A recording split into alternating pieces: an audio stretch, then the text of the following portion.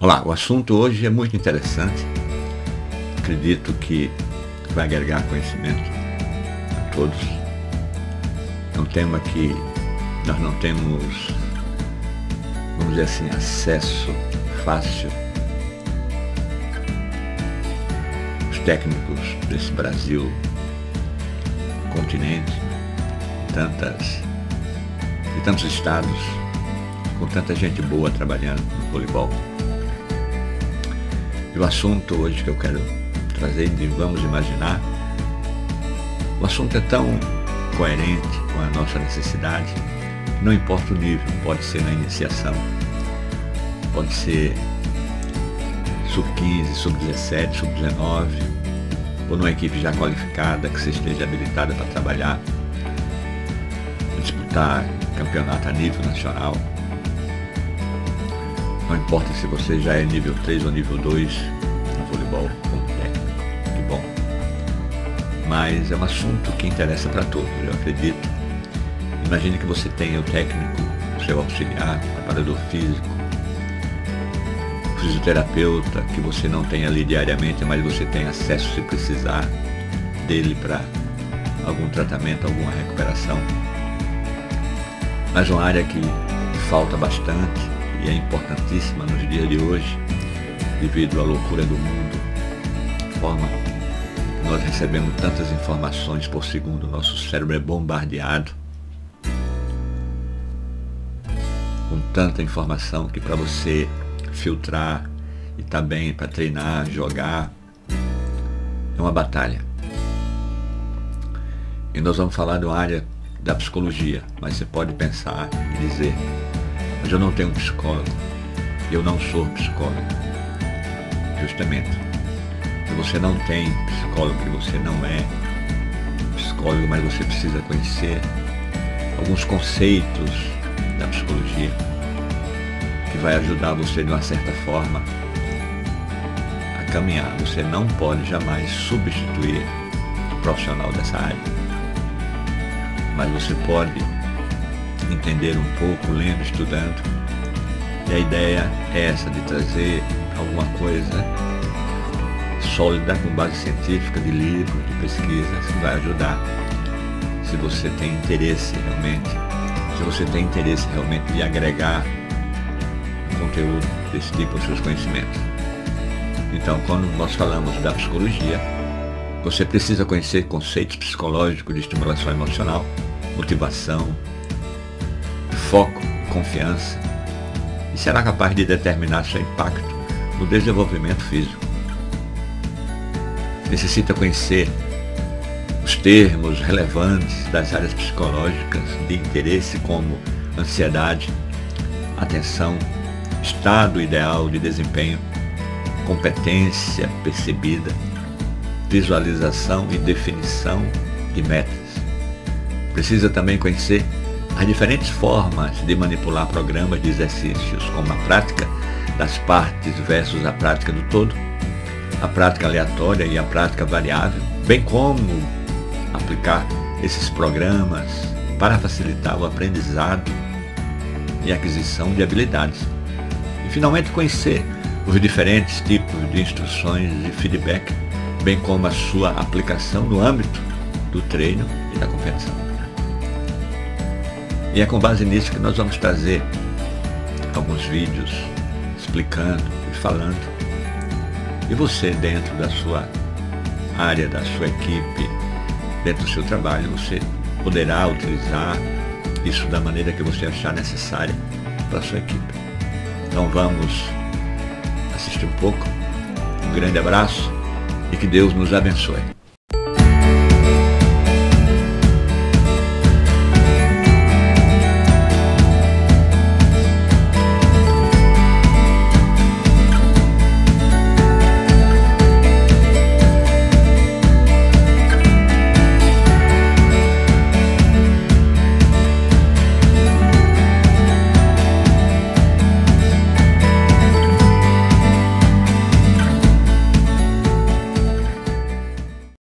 Ansiedade. Para que os atletas tenham um desempenho eficaz, eles precisam aprender a administrar seus níveis de energia física e mental. Atletas que drenam suas energias por causa da preocupação, raiva, frustração ou ansiedade têm maior probabilidade de se distrair e perder a autoconfiança, além de ter menos energia para quando realmente desejam realizar. Portanto, a capacidade de manter o autocontrole e gerenciar a energia no campo do desempenho é uma habilidade crítica para qualquer atleta. Wood e Udry. A energia mental é gerada, mantida, exaurida e renovada por meio das emoções. As emoções são estados mentais temporários que surgem em resposta a eventos que possuem componentes fisiológicos e psicológicos. Gill e Williams. Essas emoções afetam a energia física e mental e, consequentemente, têm efeitos benéficos ou prejudiciais no desempenho humano, muitas vezes dependendo de como são interpretadas. As emoções são boas para o desempenho quando nos estimulam, motivam, aumentam nossa confiança e reforçam nosso nível de comprometimento. No entanto, as emoções são negativas quando são vivenciadas por excesso ou por omissão. Quando o atleta está muito excitado ou ao contrário, apático, ou quando perdemos o controle das emoções e deixamos de agir de forma eficaz no campo de ação.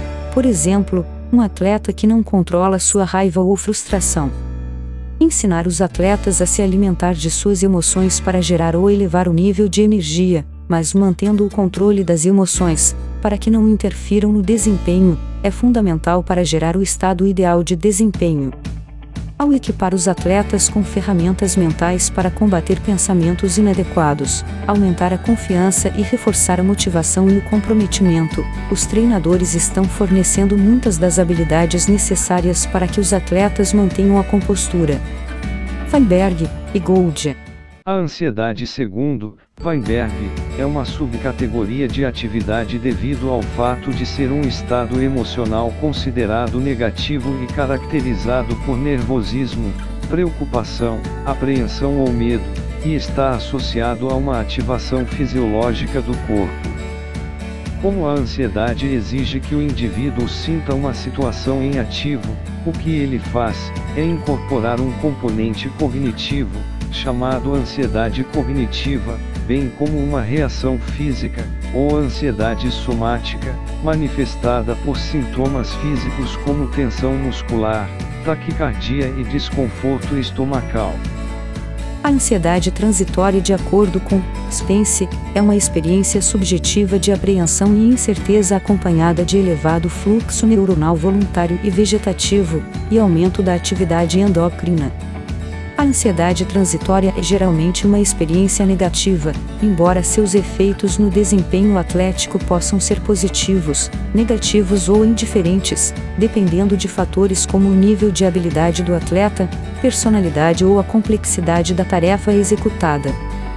Spielberger relata que a ansiedade transitória é distinta, embora esteja relacionada à ansiedade crônica, variável de personalidade ou disposição relacionada à possibilidade de que se perceba um ambiente como ameaçador. Em essência, a ansiedade crônica é o ponto de partida para os atletas experimentarem ansiedade transitória. A ansiedade crônica também influencia o nível apropriado de excitação. Pessoas com altos níveis de ansiedade crônica tendem a sobrecarregar sua capacidade de atenção com dados irrelevantes para a tarefa, como ideias de fracasso, sentimentos catastróficos ou preocupações a respeito de si mesmo. O atleta com baixa ansiedade crônica é capaz de lidar com níveis elevados de pressão devido à menor possibilidade de incorrer nessa mentalidade catastrófica. A ansiedade crônica é uma característica de personalidade que representa uma vontade latente de perceber certas situações como ameaçadoras. Em um estado de tranquilidade, a ativação é um processo que o atleta controla e aumenta ou diminui a vontade. O atleta psicologicamente bem preparado conhece a zona apropriada em que seu desempenho será ideal e o dirige de acordo. Em um estado de ansiedade, a excitação é relativamente descontrolada.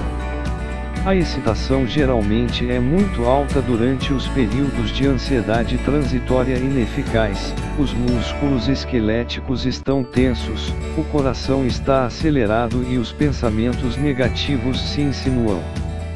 Essa falta de eficácia psicológica e física geralmente é iniciada pela incerteza diante de um evento presente ou antecipado. Geralmente, pelo menos 3 fatores importantes estão presentes. A. Um alto grau de envolvimento do eu pessoal, pelo qual o atleta pode perceber ameaças contra sua autoestima.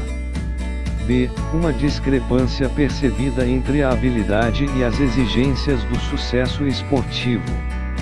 C. Medo das consequências do fracasso, como desaprovação de companheiros de equipe, treinador, família ou amigos.